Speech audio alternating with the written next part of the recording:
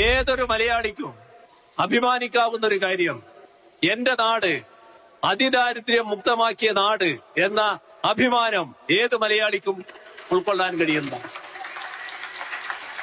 ഒരു സംശയമില്ല. ഇത് നേടാൻ നല്ല സാമൂഹ്യ പ്രതിബദ്ധതയുള്ള ഭരണ സംവിധാനത്തിന് മാത്രമേ കഴിയൂ. ഒരുമാതിരി തന്തയില്ലായ്മ പറയരുത്.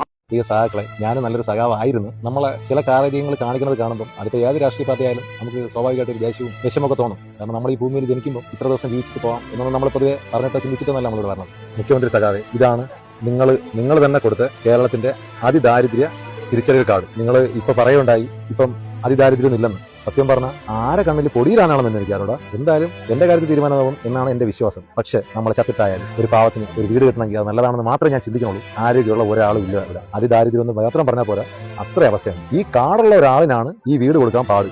ഇവിടുത്തെ ഈ കമ്മ്യൂണിസ്റ്റ് മെമ്പറിന് എന്നെ നെടുവങ്ങാട് പാണയം എന്ന് പറഞ്ഞ സ്ഥലത്ത് ഇവിടുത്തെ സഖാക്കന്മാരുടെയൊക്കെ സപ്പോർട്ടോടുകൂടിയാണ് ഞാൻ ഈ വീഡിയോ ചെയ്യുന്നത്. പ്രിയപ്പെട്ടവരെ, എന്റെ ബാക്കിൽ കാണുന്ന ഒരു വലിയ കുടുംബമാണ്. 4 സ്ത്രീകളുള്ള ഒരു കുടുംബമാണ്. അവരുടെ വീടാണ് ഈ കാണുന്നത്. ഇവിടുത്തെ സഖാക്കന്മാർ പറഞ്ഞത് ഈ പഞ്ചായത്ത് ഉണ്ടായത് തൊട്ട് ഇന്ന് വരെ കമ്മ്യൂണിസ്റ്റ് പാർട്ടി മാത്രം ജയിച്ചു വന്ന ഒരു സ്ഥലമാണ് ഈ വാർഡ്. കമ്മ്യൂണിസ്റ്റ് പഞ്ചായത്തുമാണ്. പക്ഷെ ഇവരുടെയൊക്കെ അവസ്ഥ എന്താണത്? ഇവിടുത്തെ സഖാക്കന്മാർ പറഞ്ഞത് 25 വീട് പകല് വന്നെങ്കിൽ കാണിച്ചു തരാമെന്നാണ്.